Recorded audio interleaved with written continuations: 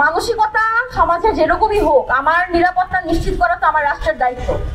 আমি একজন নারী ফুটবল প্লেয়ার হিসেবে আমি আমার প্র্যাকটিস ঠিকমতো করতে পারবো, আমার টুর্নামেন্ট ঠিকমতো চলবে, সেখানে কেউ এসে আক্রমণ করবে না, এটা এনশিওর করা কার দায়িত্ব? আমার রাষ্ট্রের দায়িত্ব।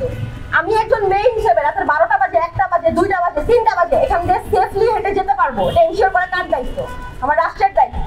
এমন তো না যে আমার রাষ্ট্রের যে বাহিনী আছে, আমার রাষ্ট্রের যে পুলিশ বাহিনী আছে কিংবা নিরাপত্তা বাহিনীরা আছে, তারা কখনো কোনো আন্দোলনে কখনো বা কারো উপরে কখনো মানে ইন্টারভিউ করে না, এমন তো না। আমাদের পুলিশ বাহিনীরা তো আমরা দেখেছি যে যখন আদিবাসী বন্ধুরা যখন আমাদের এনসিডি মুখে মিছিল করলো, তখন সেখানে কিরকম হামলা হয়েছে। সেই হামলার প্রতিবাদে যখন ঢাকা বিশ্ববিদ্যালয়ে মিছিল হতো, সেখানে পুলিশ হামলা করেছে, এটাও আমরা দেখেছি। মানে পুলিশের সরব উপস্থিতি তো আসলে আমরা কোনো জায়গায় কম দেখি নাই।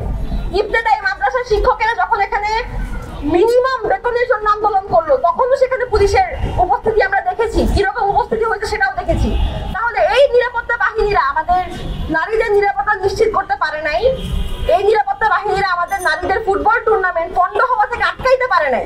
ক্রিকেট খেলার কথা বলি বা ফুটবলের কথা বলি, বাংলাদেশের খেলোয়াড়দের যদি সে পুরুষ হয়, তাকে আমরা একজন মহাপুরুষ হিসেবে কাউন্ট করি এবং তার ফ্যান ফলোয়ারের সংখ্যা আমরা রাস্তাঘাটে হাঁটতে দেখলে 100 জনের মধ্যে অনেকজনকেই হয়তো পেয়ে যাব। সেখানে যাদেরকে এতটা অ্যাপ্রিসিয়েশন দেওয়া হচ্ছে, সেখানে শুধুমাত্র সে মেয়ে বলে নারী ফুটবলারদের উপরে যে পরিমাণে আমরা অনলাইনে তাকালেই দেখতে পাই ওদেরকে যে পরিমাণে গালিগালাজ করা হচ্ছে, শুধুমাত্র তারা খেলছে বলে।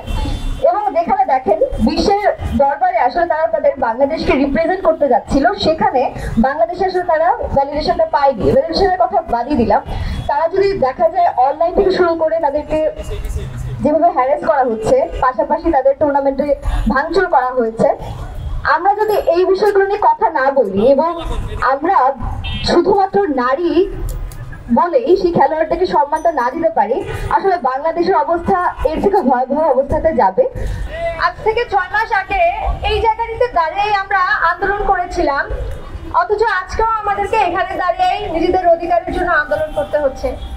আপনারা কখনো দেখবেন না কোনো পুরুষকে ব্যানার হাতে নিয়ে তার অধিকারের জন্য আন্দোলন করতে হচ্ছে বা কোনো সমাবেশ মিছিল করতে হচ্ছে, কিন্তু নারীদেরকে কিছুদিন পর পরে তার অধিকারের জন্য দাঁড়াতে হয়। আমরা আগে এই রাষ্ট্র চেয়েছিলাম, আমরা আসলে এই রাষ্ট্র চাই নাই। আমরা চাই আমাদের নারী হিসাবে যতটা না গণ্য করা হয় তার চেয়ে আমাদেরকে মানুষ মনে করা হোক। আমাদেরকে প্রশ্ন করা না হোক যে আমরা কেন রাত 1টা 2টা বাজে রাতের বাইরে বের হচ্ছি, আমাদেরকে প্রশ্ন করা না হোক আমরা কেন কিরকম পোশাক পরে বের হচ্ছি, প্রশ্ন করা হোক রাষ্ট্র কেন নারী নিরাপত্তা দিতে পারছে না।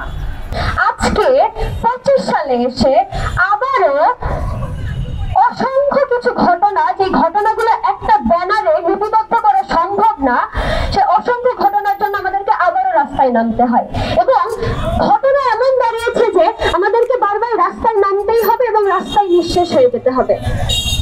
এই 2 দিন আগের একটা ঘটনা, 11 বছরের বয়সে একটা মেয়ে হারিয়ে গেছে এবং সেই পোস্টের কমেন্টে আপনারা দেখবেন মানুষের মানসিকতা কতটা নিচু পর্যায়ে চলে গেছে। মানুষ আর পশুর মধ্যে পার্থক্য করার মতো অবস্থান নাই। 11 বছরের বাচ্চাকে নিয়ে তারা উল্টাপাল্টা কথা বলতে ছাড়ে না। আপনারা কয়েকদিন আগে আরো ছোট্ট একটা নিউজ দেখবেন যে টিকটক করার অপরাধে বাবা তার মেয়েকে মেরে ফেলেছে। এই কথাটা কেন বললাম, 25 সালে এসে বাংলাদেশের মতো একটা জায়গায় আপনার ওনার কিলিং হচ্ছে, এখনো ওনার কিলিং হচ্ছে। যে কারণেই মেরে ফেলুক, একটা বাবা তার মেয়েকে মেরে ফেলবে, আপনি কি আপনার মেয়েকে মেরে ফেলবেন? আপনি ফেলবেন না। একটা বাবা তার মেয়েকে মেরে ফেলেছে, মানুষ এটাকে অ্যাপ্রিসিয়েট করছে।